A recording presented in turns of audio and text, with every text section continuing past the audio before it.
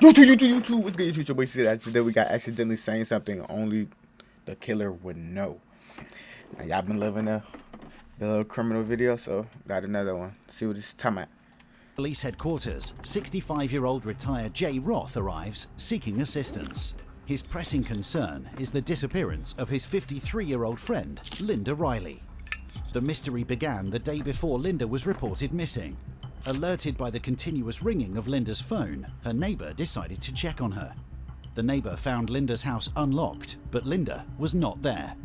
Upon arrival, the police noted unusual signs at the scene. Linda's phone and purse were left in the house, items she typically carried when leaving home.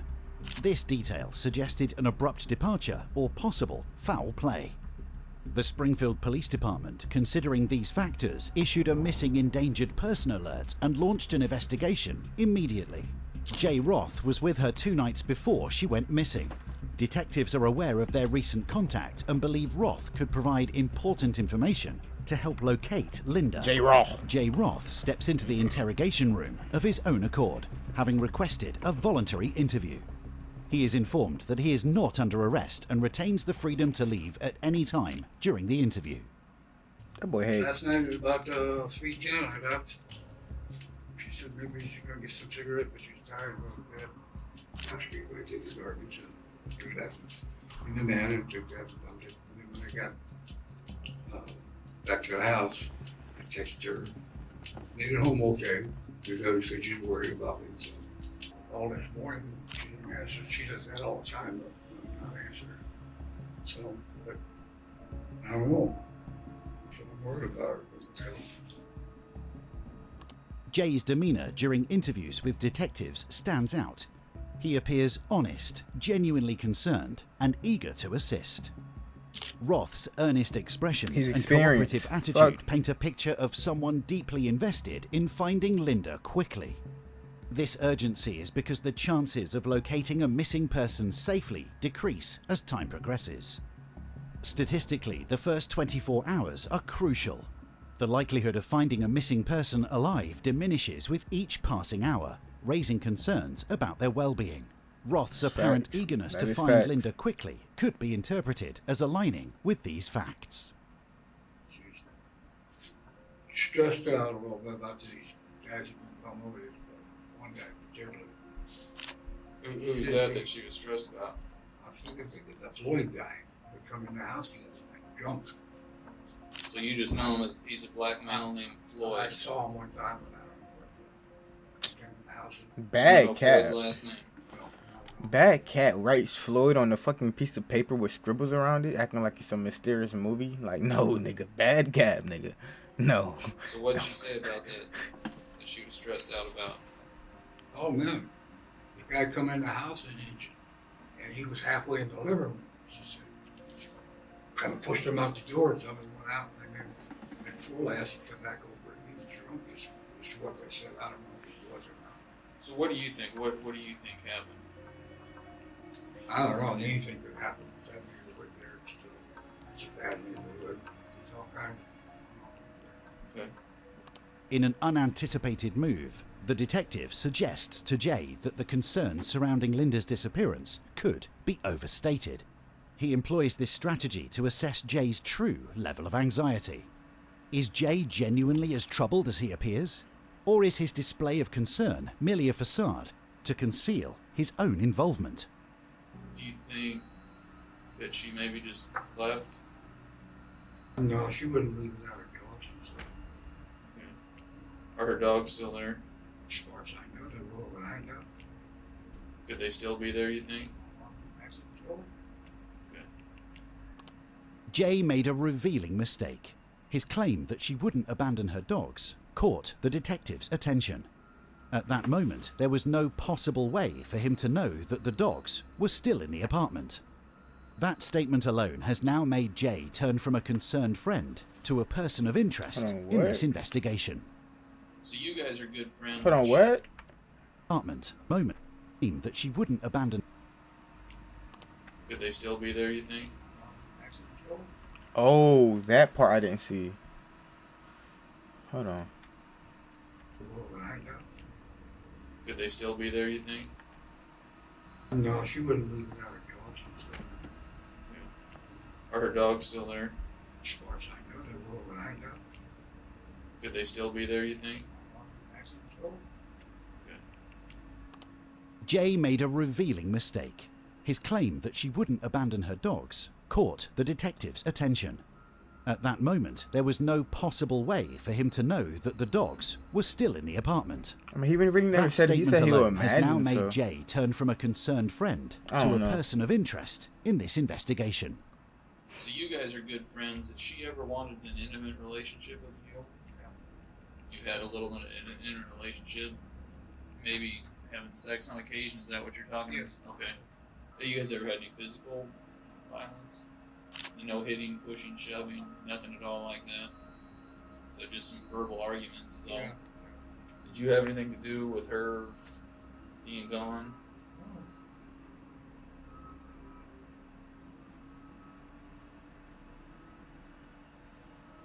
So when I I can have you hang That tight boy for is just a stunned, second. boy. That boy, Step that out. nigga's Right. stunned. Okay. Thank you, sir.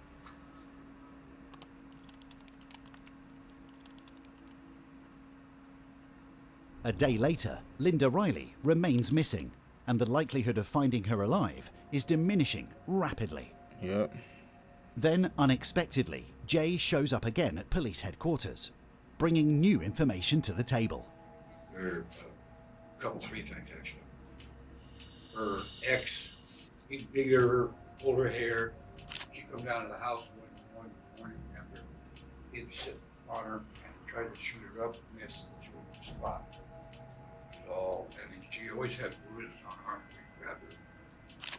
So one time, she had this guy named Roger was there when he stayed about a week or so. But the police came to the door and he hid in the bathroom because he was wanted. They said, I don't know his last name or anything else. I told her, you got too many weirdos coming over and stuff like that. I'm just putting things out there as a possibility. Nigga, so she was bringing niggas in your house? Oh, nigga, what the fuck am I looking at? I was thinking, At this stage, the detective is becoming increasingly skeptical of Jay's narrative. He's constructing a story with several possible suspects, which appears to be a strategic attempt to steer any suspicion away from himself. you asked if I've ever hit her or she hit me. I haven't. But there was one occasion when I was, I took her over to see this guy she wanted to see. You took her off to see these guys she wanted to see? Well, he wasn't home. What are you doing? Well, I'm going to take you home. I don't want to go home. Well, I'm not going to let you out here. I'm on out. Like, don't jump out here. Let me take you home. And she reached over to grab the horn in my hand. I went up like that, and it went in her mouth. She thought it was an accident completely. Linda lodged a formal complaint against Jay, alleging assault predicated on her refusal to consent to sexual intercourse. Upon becoming aware of the ongoing police investigation into these allegations, Jay proactively fuck? returned to the police station with the intention of clarifying his side of the story. There's been a few people that have mentioned she was afraid of you. Do you know why they would tell us that? Because of that accident, she thought I was doing something, but I wasn't. But then we talked afterward. It was okay. She wasn't afraid of me for that.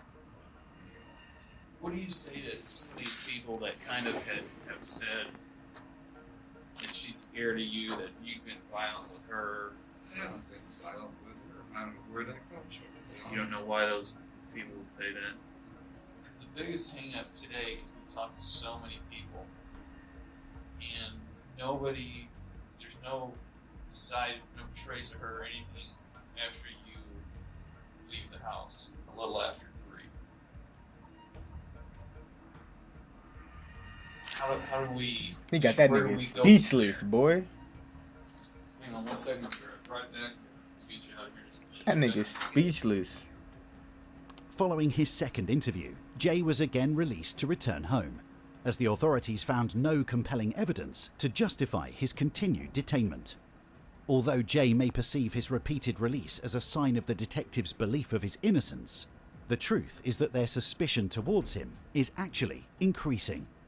3 days later, Get out Jay the Roth country. was called in again to the police station to undergo a polygraph test. For someone eager to help, like in the case of a missing friend, agreeing to a polygraph can demonstrate their concern and willingness to cooperate.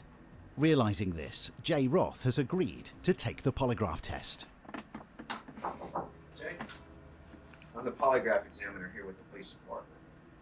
They Oh, called me so that catching you some were interested in disease. taking a polygraph exam in reference to their investigation with Linda.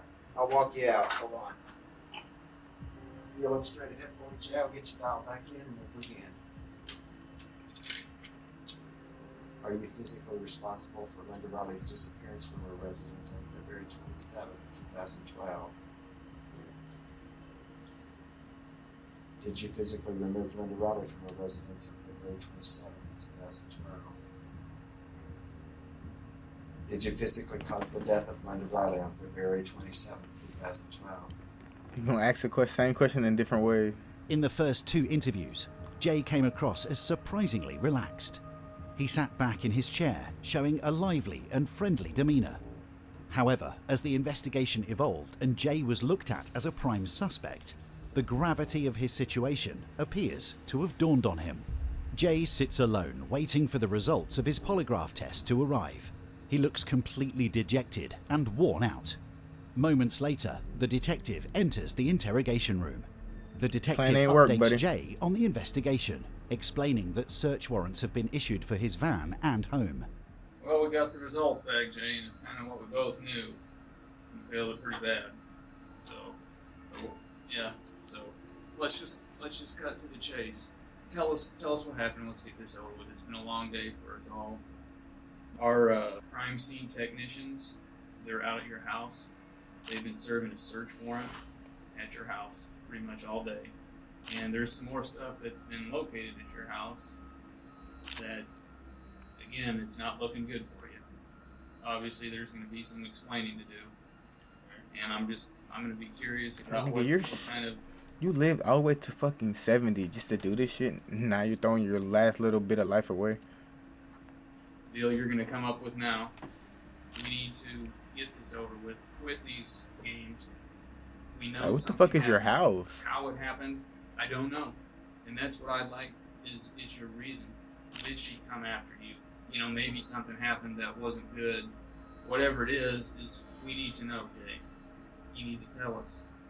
And a mistake occurred. We all make them. Okay? And that's all that it was, Jay. That's all that it was. It was a simple mistake. One that, you know, let's just deal with. Okay? I know you did not go over there with the intent. It was a mistake. It was a freak occurrence. Okay? That's what it was. It's just a freak occurrence. She's trying to bait him. I know that's what it was. It just was a freak thing, wasn't it? Yeah. Yeah. Got him. Even after the confession, there's a concern that Jay would change his mind in the future and claim that this was a false confession made under duress. Therefore, the detectives need Jay to lead them to the body, providing physical evidence that the murder did, in fact, take place. We were talking on the couch and so get along just fine and all. We were talking about her getting out of there, like I said. And I don't know. Talk about her what? Get along just fine and all. We were talking about her getting out of there, like I Getting said. out of there? And Like breaking I don't up? know.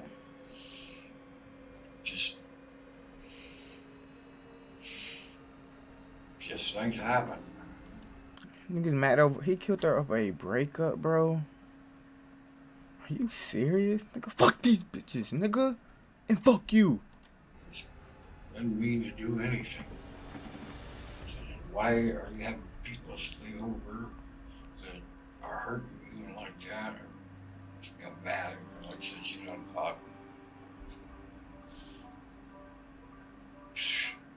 I guess scuffled a little bit, so banged her head. So I took it over to the house. So I guess she was better than what I thought of her. You banged her head and She went just smacked me. I said, you don't need to be doing that stuff. Nigga, you banged her head. and I smacked her and she fell on me in her head. I feel like she didn't come around. It hurts me so much. No, it does. No, It's a real really true tragedy. I know. We do have a pretty good relationship. Throughout the interviews, This nigga Roth is capping. consistently discusses his affection and admiration for Linda, Okay, it's asserting his role as her protector. However, an underlying theme of control and coercive behaviour becomes evident. In the aftermath of Linda's death, Roth's actions further complicate the narrative. Where'd you take her, Jay? That last place we went, Aldrich, Aldridge. burned her, Buried her. burned, You burned her. burned her. That's crazy. Is she still out there? What's left? What's left? Yeah. Are her bones still out there? I don't know. I wouldn't use anything. Did you take any of her bones with you? No? What would you think about taking us out there and showing us exactly where it Was is? that a real picture? Like, is that really her feet? Like, I figured you would. I think you're right.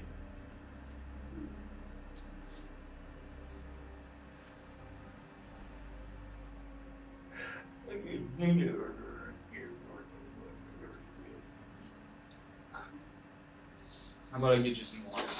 I'll get you a cup of water real quick. I'll take a quick run. I'll get you some water. On March 4th, 2012, a week following Linda Riley's disappearance, Jay Roth led the police to the site where he incinerated her remains. Roth faced charges of felonious restraint, kidnapping, and second-degree murder.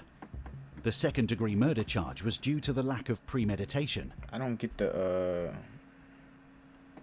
degrees. not Murder's meeting the murder. criteria for first-degree murder.